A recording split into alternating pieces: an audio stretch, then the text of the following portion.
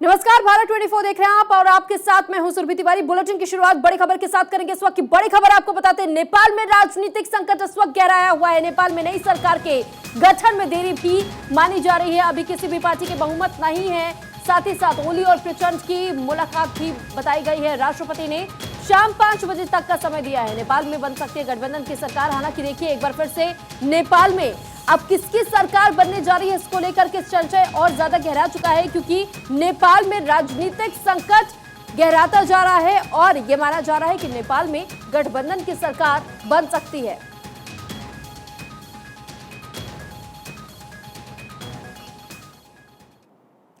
पूर्व प्रधानमंत्री अटल बिहारी वाजपेयी पूरे देश के लिए एक प्रेरणा, मार्गदर्शक और आदर्श रहे हैं, खासकर प्रधानमंत्री नरेंद्र मोदी के लिए। आज अटल जी की जयंती पर हम आपको दिखाते हैं आर्काइव से दिल्ली को छू लेने वाली यादों को, क्योंकि खुद प्रधानमंत्री नरेंद्र मोदी की आवाज में। वर्ष को पहला एक कविता सुसंगत पूरी कविता तो हमने क्लिष्ट नहीं, पर छेली 4 कड़ी विश्वना लोग अटल जी ने मानसिक ने समझे, जब तक ध्येय न पूरा होगा तब तक पग की गति न रुके। आज कहे चाहे कुछ दुनिया, कल को बिन झुके न रहे।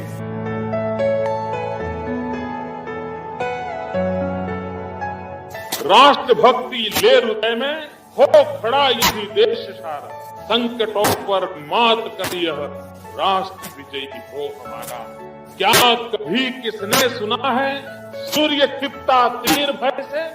क्या कभी सरिता रुकी है बांध से वन पर्वतों से?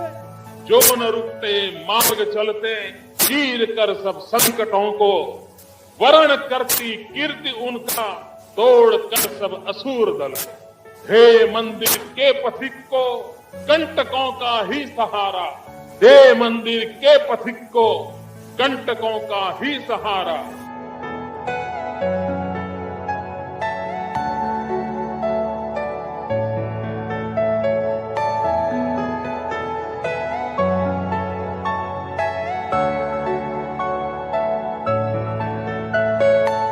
क्या हार में क्या जीत में, किंचित नहीं भयभीत में।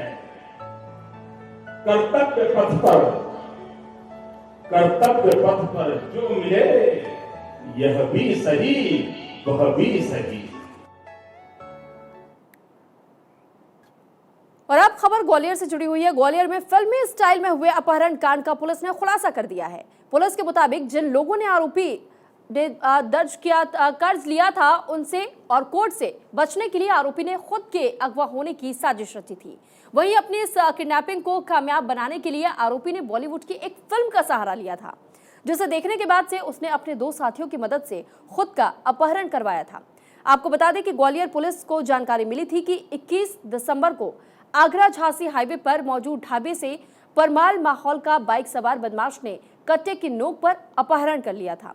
वहीं जब पुलिस ने मामले की तफ्तीश की तो पता चला कि खुद परमाल परिहर ने अपने अपहरण की साजिश रची थी। और वहीं मामले में पुलिस ने आरोपी परमाल परिहर और उसके 2 साथियों को भी गिरफ्तार कर लिया है।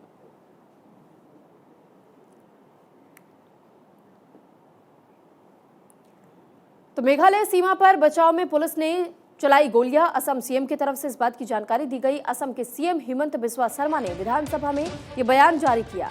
नवंबर में मेघालय बॉर्डर पर हुई पुलिस फायरिंग को लेकर के बयान दिया था।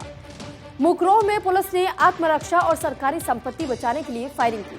मेघालय के डिप्टी सीएम प्रेस्टन टिनसोंग ने असम सीएम के दावे पर सवाल भी उठाए। ये जरूरी नहीं है कि जो हिमंता बिस्वा शर्मा ने कहा वो सही हो, ये प्रेस्टन टिनसोंग की तरफ से कहा गया है। हिमंता का विधानसभा के अंदर और बाहर का बयान अलग अलग है। प्रेस्टन टिनसोंग ने इस बात का जिक्र भी किया है। हालांकि मेघालय सीमा पर बचाव में पुलिस ने गोलियां चलाई थी, इस बात का दावा असम के सीएम की तरफ से अपने बयान में किया गया था। लेकिन अब डिप्टी सीएम प्रेस्टन टिनसोंग की तरफ से भी एक बयान जारी किया और ये कहा गया कि ये जरूरी नहीं है जो हिमंता बिस्वा शर्मा ने कहा वही सही हो।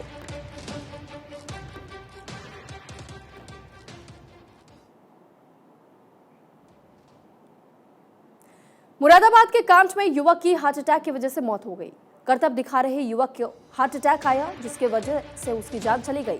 गुरु गोविंद सिंह प्रकाश उत्सव कार्यक्रम में करतब दिखा रहा था युवक। अमरोहा से आए परिजन बिना पोस्टमार्टम शव साथ ले गए। नगर कीर्तन के दौरान 24 साल का हरगुन करतब दिखा रहा था। करतब दिखाते वक्त अचानक उसकी तबीयत बिगड़ी और युवक की तबीयत बिगड़ने की वजह से उसकी जान चली गई। दरअसल इस बारे में जब पता लगाने की कोशिश की गई तो पता चला कि गुरु गोविंद सिंह प्रकाशोत्सव कार्यक्रम में करतब दिखा रहा था युवक, जिस दौरान उसे अचानक से हार्ट अटैक आया और हार्ट अटैक की वजह से ही युवक की जान चली गई। मुरादाबाद के कांट में युवक को हार्ट अटैक आने की वजह से उसकी मौत हुई।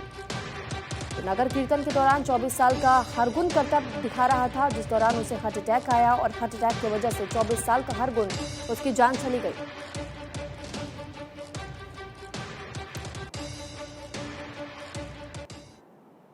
और अब आपको एक एक करके क्रिसमस की 8 अलग अलग तस्वीरें दिखाते हैं, जिसके जरिए आप समझेंगे कि आज कैसे क्रिसमस का त्योहार अलग अलग जगहों पर मनाया जा रहा है। तो ये 8 तस्वीरें इस वक्त आपकी टीवी स्क्रीन पर कोलकाता, भुवनेश्वर, गोरखपुर, पणजी, कोची, मुंबई, श्रीनगर और बेंगलोर की तस्वीरें हैं, जहां पर देखिए कि कैसे क्रिसमस का त्योहार मनाया जा रहा है। दरअसल आज जीसस क्राइस्ट का जन्मोत्सव मनाया जाता है 25 दिसंबर के दिन, और लोग आज के दिन को जीसस क्राइस्ट के जन्मदिन के अवसर के तौर पर ही याद करते हैं। और ये अलग अलग तस्वीरें हम आपको अलग अलग जगहों से दिखा रहे हैं, अलग अलग राज्यों की तस्वीरें हैं, जहां पर देखिए कि कितने अलग अलग तरीके से थीम बेस्ड तैयारियां भी की गई हैं और बेहद खूबसूरत साज सजावट हर जगह देखा जा रहा है। साथ ही अगर चर्च की तस्वीरों पर भी आप गौर करेंगे, जैसे कोची की बेहद खूबसूरत तस्वीर आप देखिए कि कैसे एक पादरी जीसस क्राइस्ट के बाल स्वरूप को अपने हाथों में लिए हुए लोगों के सामने आए, और बेंगलोर की तस्वीर भी जहां चर्च के भीतर ही लोग पहुंच रहे हैं और कैसे वहां पर जीसस क्राइस्ट को आज याद करें उनके जन्मदिन के उपलक्ष्य में। श्रीनगर की ये तस्वीर देखिए, क्योंकि हर साल हम ये देखते हैं कि क्रिसमस के अवसर पर अलग अलग तरीके के केक्स भी तैयार किए जाते हैं। तो ये उस दौरान की तस्वीर ली गई है जब एक बेकरी में अनोखा केक तैयार किया जा रहा था। मुंबई की तस्वीरें, भुवनेश्वर की तस्वीरें, गोरखपुर की तस्वीरें। भले ही भारत का मुख्य तौर पर हम इसे नहीं कह सकते कि मुख्य तौर पर इसे इतने हर्षोल्लास के साथ इससे पहले मनाया जाता होगा, क्योंकि आपने देखा होगा कि 2 साल तक कोरोना काल रहा। इन 2 सालों में जिस तरीके से लोगों ने इस त्योहार को मिस किया, अब कहीं ना कहीं ये बेहद अद्भुत तस्वीरें अब सामने आ रही हैं और लोग हंसी खुशी के साथ इस पूरे पर्व को मना रहे हैं, इस त्योहार को मना रहे हैं अपने अपनों के साथ में। और इस बीच एक और बड़ी खबर आपको बताते हैं, मथुरा में श्री कृष्ण जन्मभूमि और शाही ईदगाह विवाद को लेकर के खबर है, जिसमें कि कोर्ट के आदेश के बाद से अब 2 जनवरी से शाही ईदगाह के सर्वे का रास्ता साफ हो चुका है। श्री कृष्ण जन्मभूमि मामले को लेकर के कोर्ट ने सर्वे का आदेश दे दिया है। मथुरा की सिविल कोर्ट के सीनियर डिवीजन ने यह फैसला शनिवार को ही सुना दिया था। कोर्ट ने हिंदू पक्ष की अपील पर फैसला दिया और शाही ईदगाह के सर्वे के आदेश जारी कर दिए थे। शाही ईदगाह का सर्वे 2 जनवरी से किया जाएगा। साथ ही 20 जनवरी को कोर्ट ने सर्वे रिपोर्ट पेश करने का भी आदेश दिया है। आपको बता दें कि मथुरा श्री कृष्ण जन्मभूमि और शाही ईदगाह का मामला लंबे अरसे से चल रहा है और हिंदू पक्ष का यह दावा है कि औरंगजेब ने श्री कृष्ण जन्मभूमि मंदिर को तोड़ा था और मंदिर की जमीन पर शाही ईदगाह मस्जिद बना दी गई थी, जिसको लेकर लंबे समय से विवाद हिंदू पक्ष और मुस्लिम पक्ष में चल रहा है। दोनों ने कोर्ट का रुख किया, जिसके बाद दोनों की दलीलों को सुना गया और हिंदू पक्ष के हक में एक फैसला इस वक्त सामने आया, जब कोर्ट के तरफ से यह आदेश जारी किया गया कि अब इस पूरे ईदगाह का के परिसर का एक बार वीडियोग्राफी के साथ में यहां पर साक्ष्य जुटाने की कोशिश की जाएगी। वहीं आपको यह भी सुनवाते हैं कि मथुरा श्री कृष्ण जन्मभूमि मामले के याचिकाकर्ता विष्णु गुप्ता ने क्या कुछ कहा है, सुनिए जरा। जिस व्यक्ति की वो जमीन नहीं है, उसके पास कोई मालिकाना हक नहीं है, तो कोई व्यक्ति किसी भी व्यक्ति के साथ या किसी संस्था के साथ एग्रीमेंट कैसे कर सकता है। जज साहब ने वो देखा, उसको देखा, तो जज साहब ने सिंपली सर्वेक्षण और कोर्ट कमिश्नर नियुक्ति किया गया है, जो कि वहाँ की स्थिति जाके देखेगा, रिकॉर्डिंग करेगा और जज साहब को वापस देगा।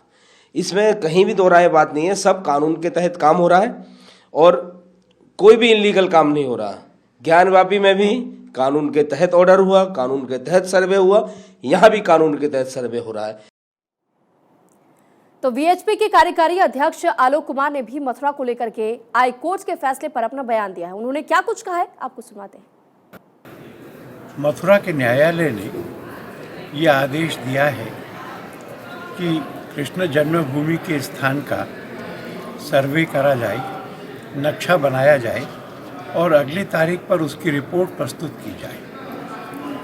ऐसा ही आदेश वाराणसी में हुआ था। उसको इंतजामिया कमेटी ने चुनौती दी थी हाई कोर्ट में, चुनौती निरस्त हुई थी। सुप्रीम कोर्ट में इंतजामिया कमेटी गई थी, सुप्रीम कोर्ट ने स्टे नहीं किया था।